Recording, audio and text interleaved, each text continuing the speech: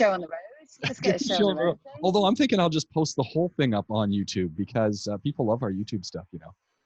What do you mean post on YouTube? Are you recording this? Yeah, I recorded. James? You look okay. James? You never told me about this. You can't do that. You look fine, don't worry. You can't do that and not tell me, James. Give you notice. There you go. It's I easy. I feel violated. No, I haven't posted this one yet because I'm just recording it. But people love hearing Dr. Jenna. Don't worry. James Pikeway, you are in my bad books. And if I post them on my YouTube channel, so we post stuff on the other channel, but if I post it on my YouTube channel, I get lots of views. It's amazing. People, they want to watch this stuff. I don't understand why, but it's great. Maybe because people are totally unaware that they're being filmed. Good God. I mean, I tell everyone. I told you. It was in the notes from last time. You even you even dressed up for the last one. I didn't know. And also, I didn't think about my background because I thought it was just you and me. James, I'm just doing a podcast with James. I was hoping James was going to go buy in his towel again and do the Chip and Dale. Did you put that in? No. That is a shame. But I'm trying to think because one of your photos of you and James came up on my Facebook from 3 years ago. So I don't know where it was. It was at something. But I noticed that James looks identical to what he looked like then. Like he's got that I want that beard. I want his beard. James, we've actually been talking about this just recently, and we can't believe how much we both aged in the last number of years. So neither of you look any older than that photo. You both look the same. Oh my gosh, James. I mean, I've aged about 1 million years since lockdown, and we aged. There are a few times. There's been 2 definitely notable times of aging. That was having the boys. It went up. The curve of aging went up exponentially, and then since lockdown as well. James has become exceptionally grey. Really? And I just look like a haggard. Neither of you look like hags. And James has a spectacular beard. I want that beard. It's a bit wiry, but no, it is quite a good beard. I and know. he's even occasionally he does the Arabic shaving on the cheeks, which looks very nice. But he doesn't do it. That's reserved for special occasions. That's a bit of extra effort. See, I have no beard, so I'm thinking I have beard envy. Beard as well. Beard and beer envy. I don't think I've ever seen you with a beard. Would you never give it a whirl? I did have some face hair for a while. I'll have to look up those pictures. It was probably after a Movember issue or something when I had just the mustache and then I let a beard come in too. But I don't know. Sometimes. Why don't you let just that little tiny bit of beard come through? You know, and just get like a 3-day beard. Yeah, but a 3-day beard for me is a week. You don't grow hair, but are you someone that grows it in patches as well? No, it comes in, but it's pretty gray. So, I'm like you guys, the kids do the gray hair thing. When I moved here, I had my brown hair. Now it's completely gray. But it's amazing actually, because obviously, I've just come off another set of night shifts, and it's amazing what sleep deprivation does do to you. And I was even reading people that. Hold that thought. Let's start this show and let's carry on this conversation. My name's James Pikeway. Dr. Jenna Burton is in the house. We are going to be talking on DocTalk, and she's just had a nice swig. She says it's club soda.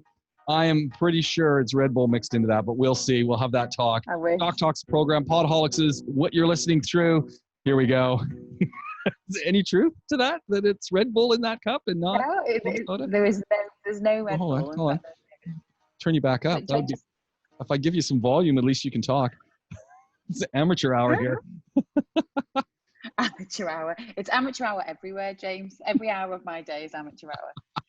But we can't move forward until we just quickly discuss the fact that I've been violated. I've not given permission for to be posted on YouTube. I never consider my background, James. You've seen my ceiling. I'm looking. Look how boring it is today. Everything looks great. Look at my background. It's a mess. That's terrible. No, your background, it's vivid. It's vivid, and people like that on YouTube. But I've not done my hair properly. I've not given enough consideration to my outfit. All these things. I'm thinking anyone. We could do a poll on this. My outfit versus your outfit. I think you're going to get, even your hair, I think you're going to get the 5-star rating. James, these are lies. In fact, I love the podcast that we did with my friend Zainab. Oh, And man.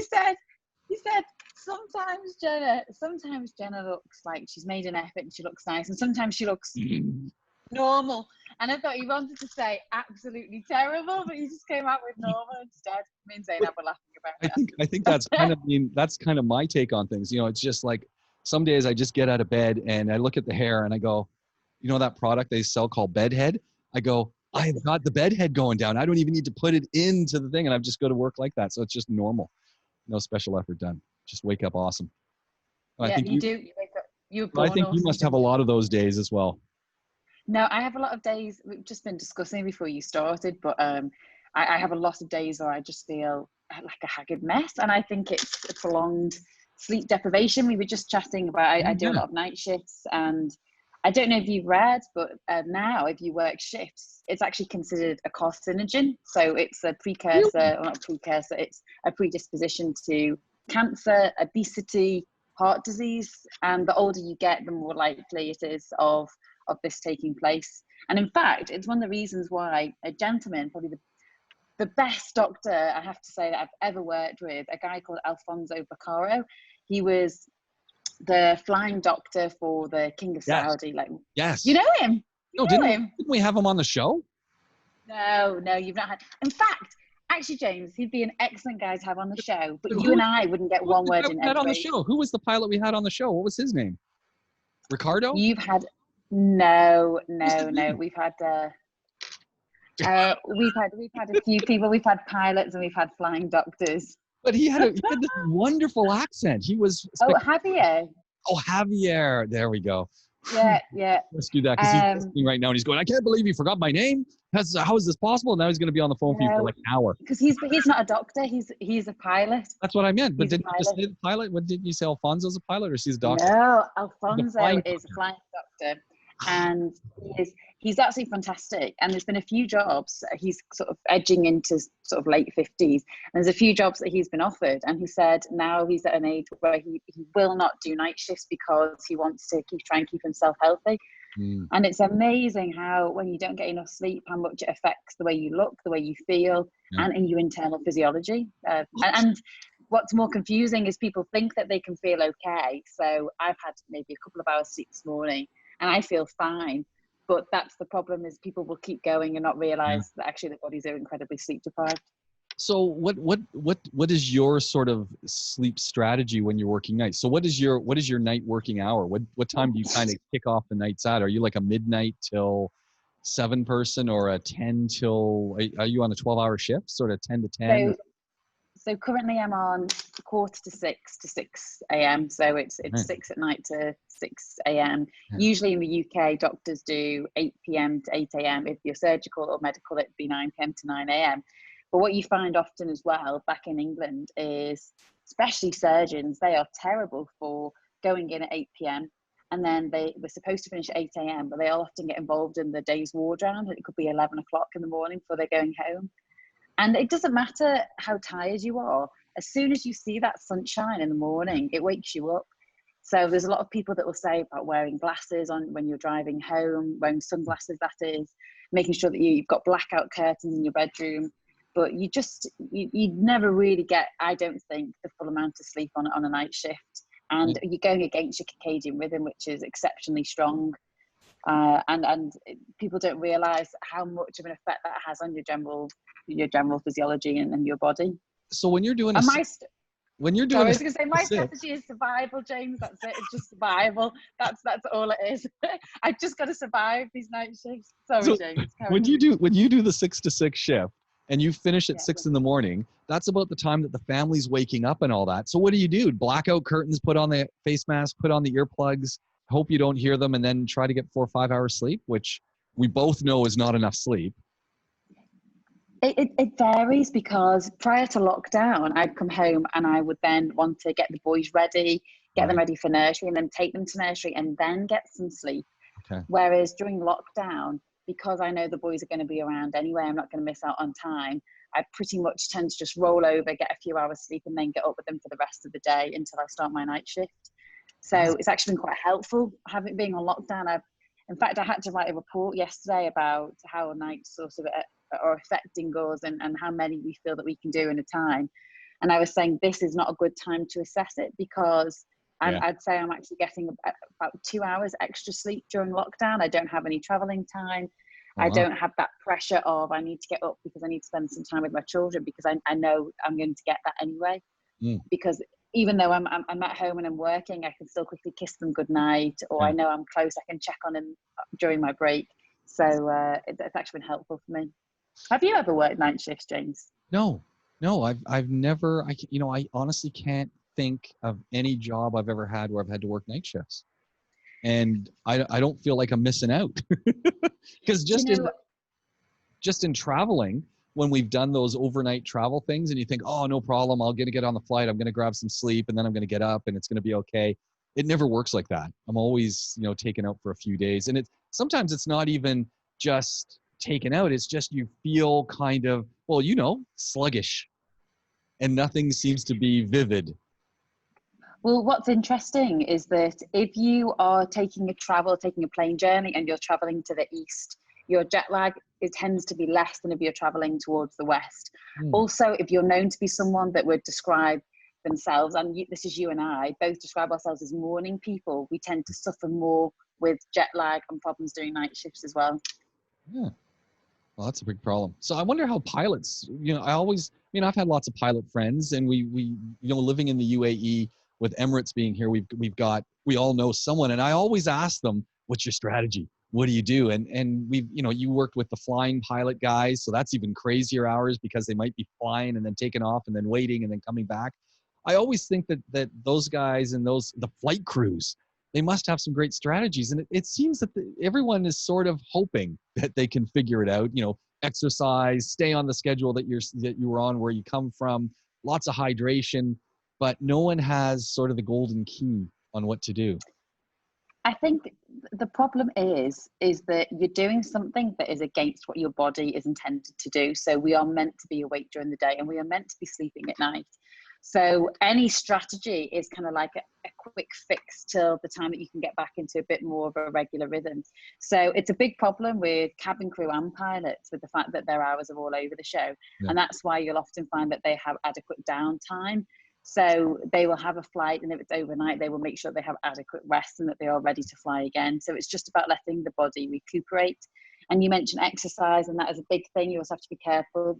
Increased chances of injuries during sleep deprivation as well. But yeah, it's just about generally trying to eat healthily, keep your exercise going, but more so just rest and recover. Well, and the diet is a big thing. Sorry, Jen, I was going to say the diet's a big thing because when you are tired, you crave sugar more, and therefore that is why there tends to be a link with obesity.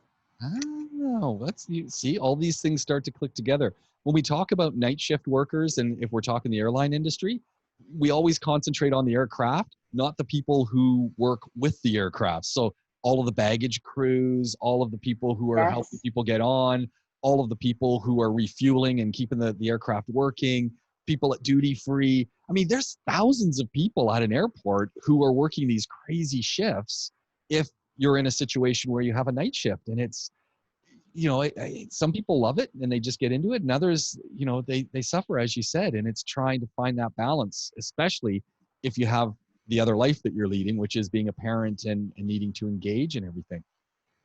Do you know that most people tend to die? There's like a witching hour between 3 and 4 o'clock in the morning, and that's when most deaths occur. And it's because that is when everything naturally shuts down the most in the body for recovery and repair. But if you're very, very ill, it's like the body can't keep itself going. And what's funny is I don't need to look at the clock at around a certain time during the night, because there's a time that I would just feel sick. I'll feel a bit nauseous, and I feel definitely the most fatigued that I will feel throughout the whole night shift. And it doesn't matter how much sleep I've had in the day, I will still feel absolutely terrible around this time. And I know, right, it's 3 o'clock. And I look at the clock, and every time it's correct. And it's just so weird. That's it. There's just so many things about ourselves that we don't understand. Yeah. We can try and talk about it and try and fix it, but ultimately there's a reason, dating back to many, many years ago, why it is that we're not meant to be awake during that time. Yeah. Well, I want to, so maybe you need to be like you said, you were working on this document.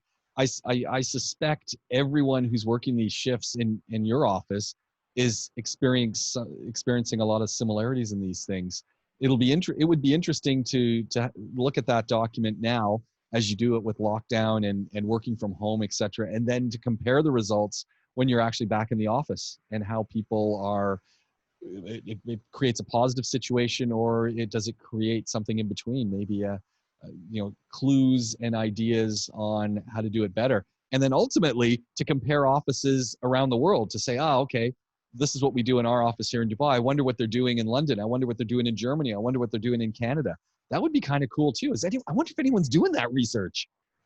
James, you can tell that you're a professor that is involved in research, because you can't just take a little tiny bit of feedback that I'm doing here in Dubai. You have to escalate it to this big international project.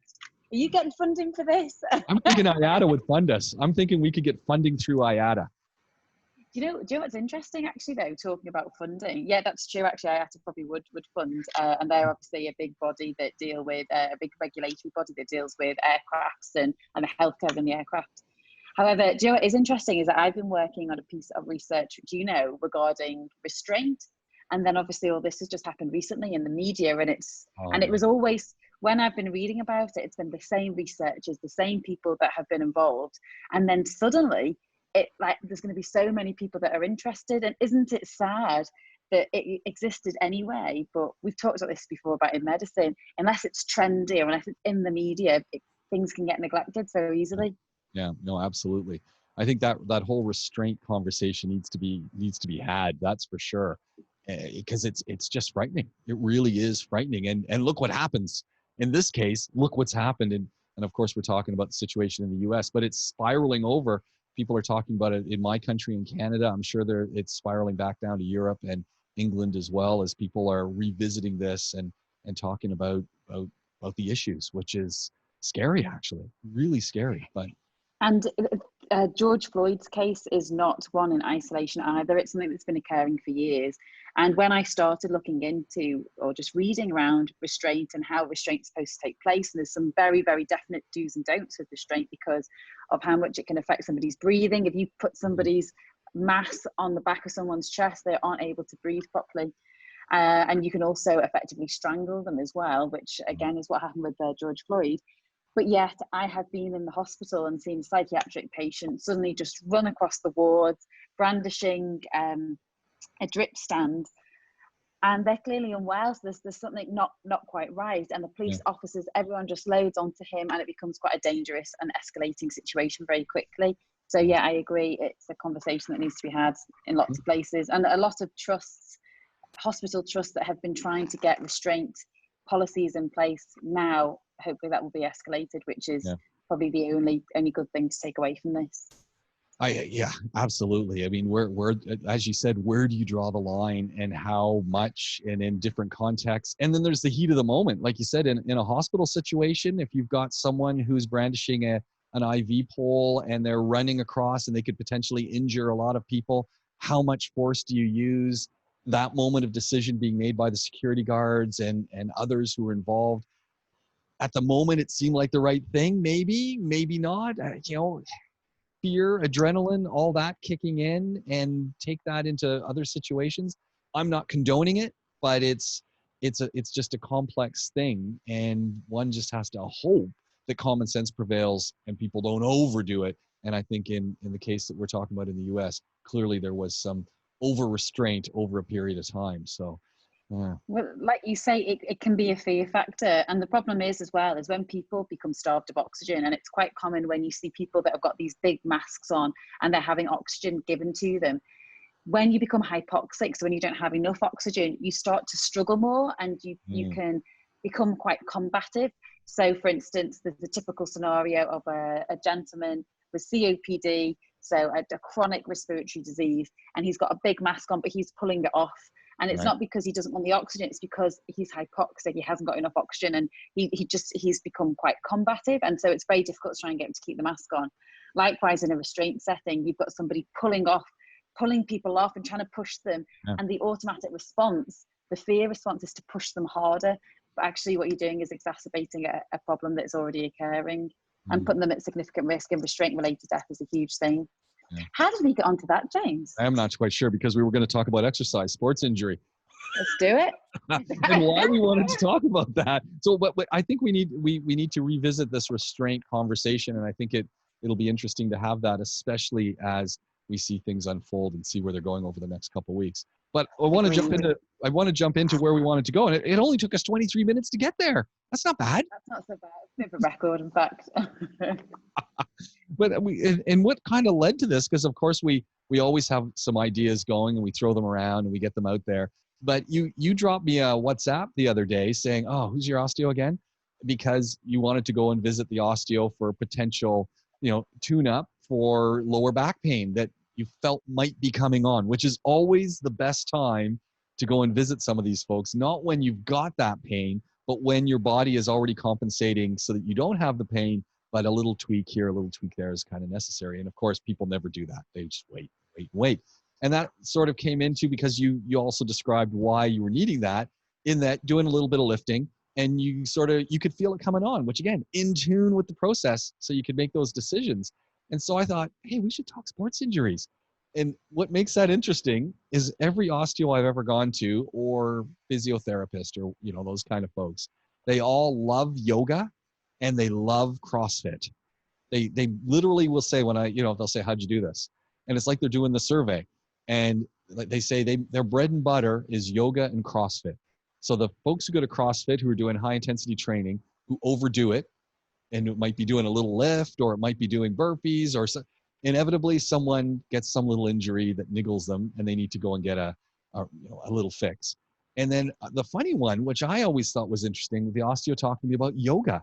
And I said, "What do you mean? People who are doing yoga are coming for injuries?" And he goes, "Inevitably, the person's doing yoga, they get into a pose and they overdo it. So they get knee stuff, lower back stuff, all these kind of things where they're trying to do way too much, and they're trying to go way too far, and they're just not flexible enough to do it." So he said they end up coming to see them as well. And I thought, interesting. That's hilarious, James, because when you presented this, I thought what you were actually saying is that osteopaths love doing CrossFit and yoga. And I thought, well, that's interesting, because CrossFit's got quite a bad reputation in the sports injury world. And I thought, wow, really? All these osteopaths? My old osteopath never did CrossFit and yoga. But I did send you, I don't know if you saw on the crib sheet, but there's a lot of people that are involved in CrossFit that are very defensive about the sporting injuries that occur. And it was a chart of, for how many thousands of hours, how many people will tend to get injured. And it was saying that up to 12, so between, I think it's 0.3 to 12 hours out of 1,000, people will become injured with running. And that's exceptionally high. Yeah. And whereas they're saying that CrossFit is about 0.3, 0.2, and yet why is it that it's got such a bad reputation? And I mean, I have my opinions. I just think people try and go too heavy too soon. And you're doing some serious lifts, and anyone that is really, really, really into weightlifting will be telling you that you tend to have to be very careful, load up properly, get yourself into the right position before you do those lifts. But any good CrossFit gym would inform you to do that as well. Well, that's it. You need a good trainer, and you need that coach. And I've done CrossFit. I never got injured, but I always had the trainer who was standing there beside me, who was doing two things. One, saying, "Hold on, you've got your back is in the wrong position." Or two, "You're putting too much weight on that bar." And I would be loading up going, "Oh yeah, I can do more." And they'd go, "No, you can't. I actually want you to take weight off." And I'd be going, "What do you mean? Come on, I can do more." And they go, "No, you can't. You need to take weight off." And always, that's been the positive message that's come from them. And I've avoided injury. But you always see, and running's another one, man. You get people who running's the worst, actually, I think, for a lot of folks, because you're jogging, you're doing that little thing, and then you get the little hamstring or the little calf thing. And instead of stopping, instead of saying, "Okay, I'm going to walk it out," no, I can run it out. It's nothing. If it's a jabbing pain, it's always something. And people just don't want to listen to it. I don't know if it's pride or what it is. I think as well, runners are notoriously the worst patients to have for sports injuries. And I do believe, I mean, honestly, ask any medical professional, the worst, most non-compliant people to adhering to rehabilitation for sports injuries are runners. And I think it's because runners get the most outstanding high. You've run before plenty of times, James. You understand the runner's high. You get such an endorphin rush when you finish running, especially if you're doing sprinting or exceptionally long distance, that they kind of crave that and they feel that they need to keep going out, and you don't get that from some other types of exercise. So they are very, very, very difficult to manage. And the problem is with running injuries is the repetitive strain overuse injuries that just come on and they niggle and they get worse and worse and worse over time. And to really take yourself back to the beginning, you're looking at between 6 to 12 weeks of doing something a bit different. And that can be quite scary for someone that has built up the stamina. They've really started to get in their kilometers. And it's like, God, I don't want to go back to the beginning. Like in 6 to 12 weeks, who knows where I'm going to be. And in fact, I was on a thread for quite some time of a group that was in Dubai, and people would post up injuries and they would say, I've got shin splints or I've got Achilles tendonitis. And people within the forum would be saying, run through it, carry on, don't be weak, no weakness. And I actually wrote to the owner of the company and said, look, do you want me to give a hand in and provide some medical advice? They were like, no, don't worry, we're fine. I thought, wow, this is quite scary. Yeah. You know, and it's funny how little things, you know, when you talk a shin splint, if you've got shin splints, you start to position your foot a little bit differently when you're running. If you've got an Achilles issue, I mean, if you can run with that Achilles issue, again, you start to your stride's going to change. That change of stride has an impact on other parts of your body that haven't been doing things, lower back, upper hips and stuff. And it just has this cascading effect. I'm always amazed at how one little thing, I mean, I've got a great example. My shoe, I changed my shoes. Excellent. I needed new shoes. People sometimes go too long without getting new running shoes. But I also got rid of some callus on my foot. And by getting rid of the callus on my foot, changed a little bit of the way I was running, mostly because that callus was offering this protective mechanism. And by getting rid of it, my foot was tender. You know, on the side of your foot where it gets a little tender. Because it was tender, changing the way I was running, causing some pain where there shouldn't have been pain. And I was thinking, oh man, I've got this pain. It's from something else. As soon as I moisturized the old feet and kept them really moist and allowed it to do whatever it needed to do on the foot, it's all gone and it's all better.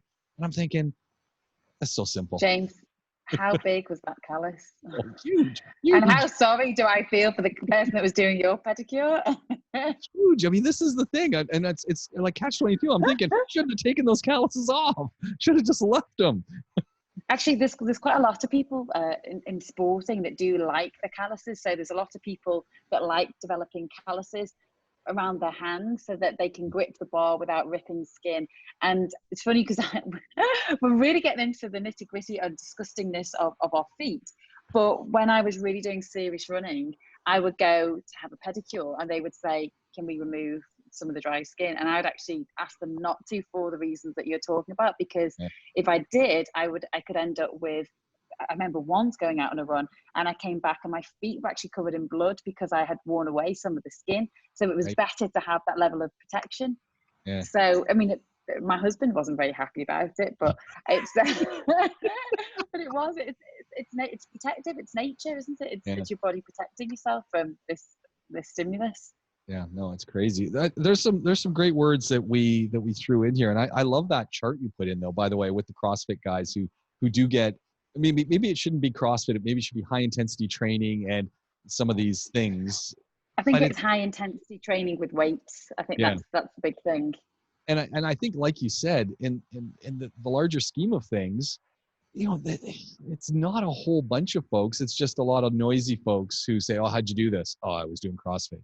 It's really easy to use those two words, and it kind of gets branded. But like I say, people need to be serious about it, and away we go. But some of the words that we kind of pulled up, or I pulled up: contusions, sprains, strains, fractures, and dislocations. All sports injuries.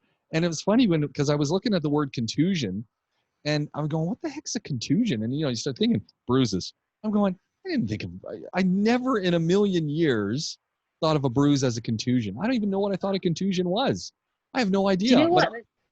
There's some crazy words for bruises, like petechiae, for instance, is like tiny bruises. Ah, that's interesting. But it's bruising is it's just a sign that you've put strain on a particular area, and you basically cause some blood vessels to break. And then under the skin, you can either get like a red or a purple type appearing, depending on which blood vessels it is that you've broken. So that one tends to be less long term, unless it's massive. It tends to be something that's just short term. It's something acute that's happened. Unless you're getting them repeatedly in the same area, it suggests that there's strain on an area of the body that there shouldn't be. Folks who are playing football, I mean, soccer, football, people who are playing American football, netball. I've seen some pretty good bruising on netball players, basketball players. I mean, there's some of these sports you don't think. Water polo. I don't know if you've ever played water polo. That's aggressive. Well, water polo is brutal. I mean, so much going on under the water. It's mean. It's like kickboxing. Actually, sorry, go on, James. No, you were saying. Jump in. Oh, no, it was just that I was talking to the gentleman that teaches me kickboxing the other day. And I was saying to him, like, how I used to be quite proud of some of the bruises I would get on my legs when I would be doing some sparring. I felt like, yeah, I'm really, it shows I've had a really good session. And then I mentioned to him, how does it feel? Because he's been a professional fighter, when somebody punches you and breaks your nose or gets your cheek and you can feel a crunch. Yeah. And his words to me were, it's a sadistic type of pain and injury, because you kind of enjoy the whole process because it's part of the game. And it's like pressing that bruise, when you have a bruise and you kind of want to press it a little bit, it's a bit sadistic somehow. And even breaking his nose, which has happened a few times, he said it's just part of the process, and he didn't mind. And I thought, wow, you're hard. You're a lot harder than I am. That is hardcore. I'm going nowhere near that. I mean, I hate getting bruises. And what's the classic one you hear from people, especially kids and that, who are rumbling and tumbling, although they're not doing that right now, but they will start again. The bruised ribs. Oh, I've got a bruised rib, and things like that. Like that bruising can be pretty brutal. What child do you know that gets bruised ribs? My kids, when we were playing American football, they'd come home and was like, which was a whole other thing. I was so glad when my son stopped playing American football because of concussions and things like that. I know there's lots of research and they can say that no, it doesn't happen, but I don't know. Every time they would just head into a tackle, or they would be falling around. I was always like, oh, yeah.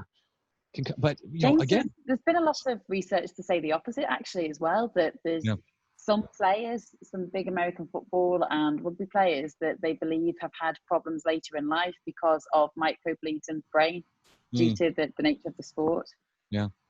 And soccer, heading the ball, football in that sense, not American football, but football. I mean, there's so many sports we don't even think about that whole side of injury, and are we following it, and are we taking care of it, and how are we viewing it? And you as a player, if you do a nice head of the ball, or someone hits your head with their hand, you feel a little dizzy. Do you tell the coaches? Do you stop? Do you get off the field, or do you continue playing through it? It's crazy. And again, you've got this injury. It's there, it, because you're in communication with yourself, and you don't want to admit it, and you don't want to move forward with it. It's something that always worries me.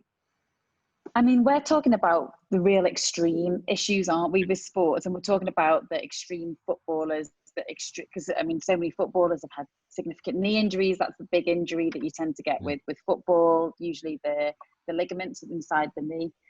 However, people can get daily injuries that occur, and they're not treating them, and then they escalate and they get worse. But the one that always astounds me, and it really does astound me, and in fact, so much so that, again, talking about the sadistic part of me the other day, I was actually Googling it online, because I can't believe people do this, is strongman injuries. So people lift strongman. So I love watching World's Strongest Man. I love it. I don't watch much sport. I'm not really one for watching much sport, but I love watching World's Strongest Man. And there's a guy called Mark Boyd actually on Instagram who's in Dubai, a Scottish chap, and he's really into the strongman stuff. And again, I'm totally mesmerized by watching his videos. But yet the pressure and the stress that these guys put on their bodies is astounding, so much so that it can make them black out. And there was a video of a gentleman, and he had a massive big stone, and he was trying to put it on top of this ledge. And as he was lifting up the stone, he's holding his breath. There's something called the Valsalva maneuver. It's what you do when you're straining to go to the toilet, where you hold your breath and you increase the pressure in your in your abdomen, and it can actually trip you to faint.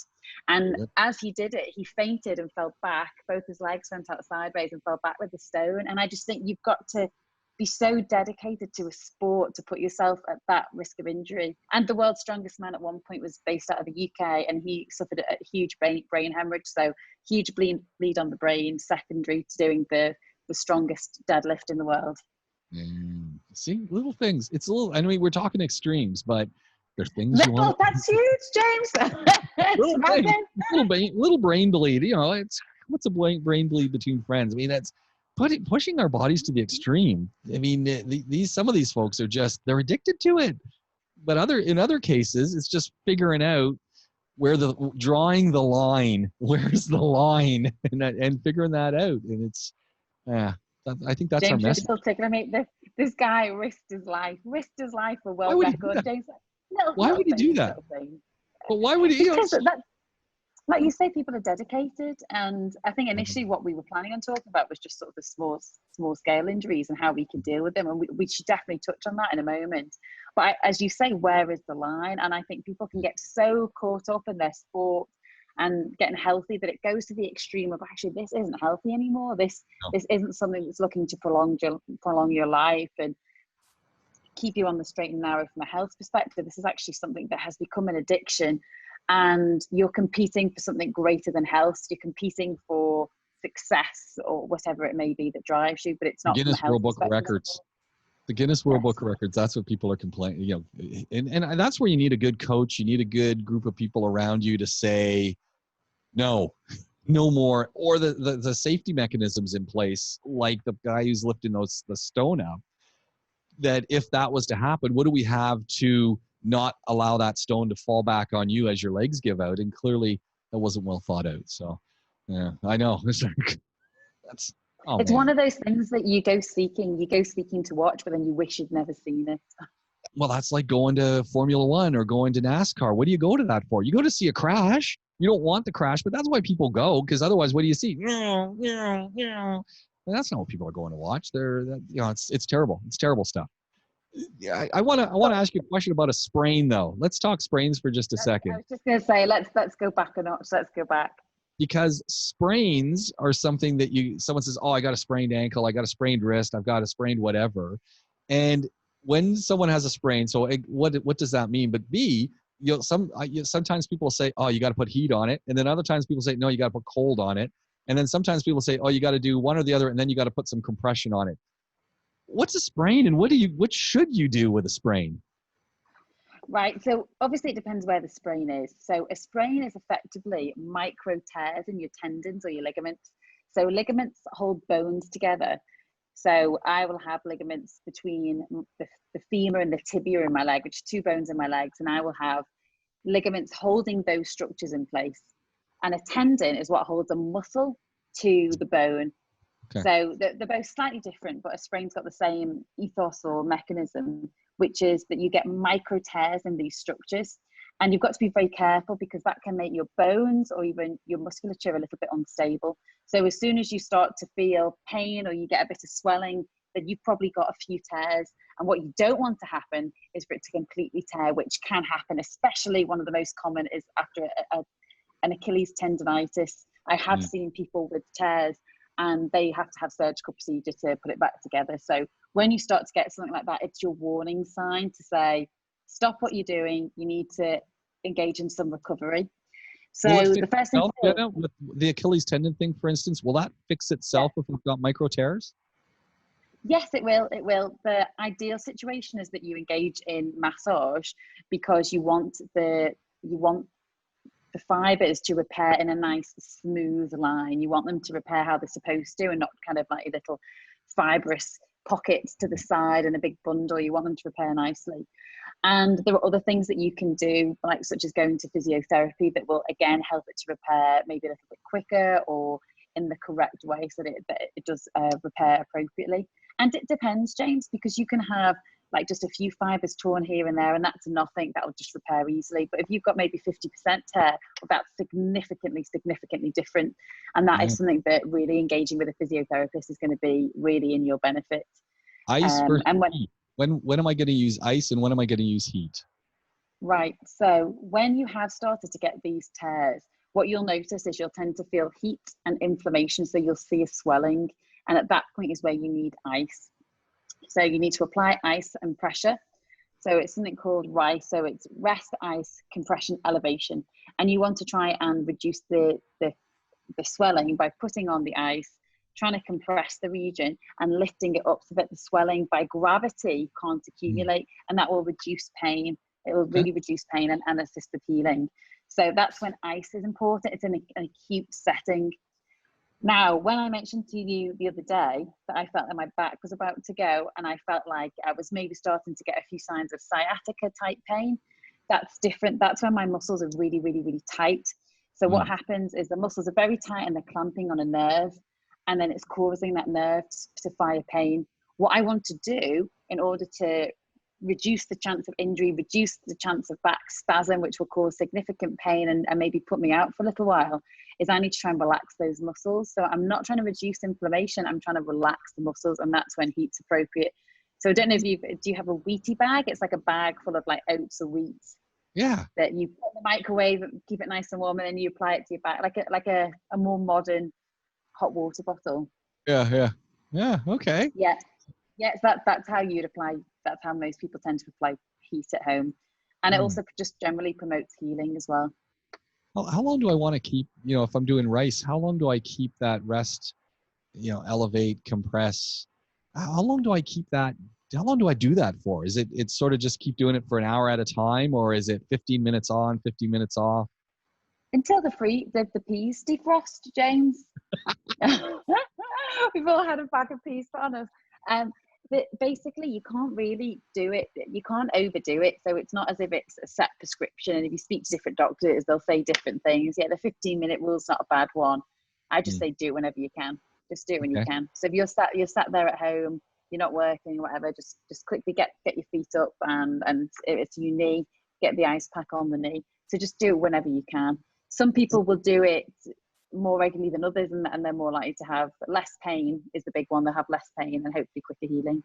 When do I make the decision to go see the doctor versus, doing this at home, trying to treat this without getting medical consultation? Some people will just rush straight to the doctor, and that's absolutely fine if they're not sure how to manage it. But for most injuries, if you get them in the minor settings, you start to feel that niggle, you start to get a bit of swelling, or it's a little bit hot, you get the ice on and you rest it, and you need to give it just a few weeks off. So maybe just even a couple of weeks off. If you've got it early enough, just give yourself a couple of weeks off and try and do something a little bit different. Go back to the gym or whatever it is that you're doing and just give it a little go and just see how it feels. If you were lifting weights, for instance, and say you were lifting maybe 12 kilograms to do one weight, go right the way back down to about 5 or 6 and see how it feels and build up gradually. If it's still niggling, you hold off again and you repeat the process. If you're finding that maybe you're another 4 weeks down the line and nothing's getting any better, that is the time that maybe you would go and seek the doctor and seek physiotherapy. And that's more so if it's an acute injury. If it's something that has been building up over time, then that's more likely repetitive, and it's likely due to a muscle impairment. So you might have a bit of something that is a bit off balance in your body. So maybe the left side is a bit stronger than the right, and you would benefit a lot more from going to a physiotherapist and have them identify the muscles that need to be worked on in order to stop it happening in the future. So if it's acute, try and treat it at home. If it's minor, go to the doctor if it's not getting any better. If it's something that's been building over time, maybe head straight over to the physio and just have them look at your musculature and the way that you're moving and just try and tweak things to stop those injuries from getting any worse. Man, that's very comprehensive. It's very, very, now I'm in the know. I'm like a sprain expert. I never know when you're just taking the mic up, James. I just don't know. I'm serious. I'm like the sprain expert now. I know all about sprains. When someone asks me, what do you think I should do? You knew that anyway. This is just me giving an open. Sometimes people just feel better to have someone say it. Often we go to the doctor. We know, I've done it myself. I know my children have got a cold. I know they haven't got the flu. There's nothing wrong with them. But I take them to the doctors and I say, I just want you to tell me that they have a cold and I can go home. Sometimes people feel better just having someone medically trained just confirm what they already knew. There we go. See? And that's why we do DocTalk, because this way it reconfirms what we already know. We're going to have to do part 2 of this show, Jenna, because we still want to talk about strains, fractures, and dislocations. And that'll whole lead into part 3 of the show, where we talk about the real medicine that happens in the everyday life and the medicine that happens on TV. Because I saw this great dislocation one the other day on TV, where the doctor had a dislocated shoulder and he just put it back into himself on the side of a door. And I thought, that you can do that. You can. There's a lot of people in Australia that regularly dislocate the shoulders, especially surfers, and they get to know how to do it themselves. Yeah, awful. Really. So that's real. That's real stuff. That's not fake medicine. I thought that was just for TV. That's not fake news, James. See, that's why we keep you around. That's why we do this show. Jenna, I think we got to wrap things up, because it's that time of day where there's just so much going on. And, hate to talk medicine and run, but I think we got to do that. Cool. Same time, same place next week. Oh, I'm looking forward to it. If folks want to know what this has been, it's been Podaholics right here on the Podaholics Network. We've been talking with Jenna Burton, doctor extraordinaire. And just recently, she's made me the sprain expert. So that's really important. You want to get in touch with us, podaholicswithak@gmail.com, podaholics with a K across all the socials. And however you're listening to us, drop us a little bit of a rating, give us your comments, and share the link. Thanks for listening. This has been DocTalk on Podaholics.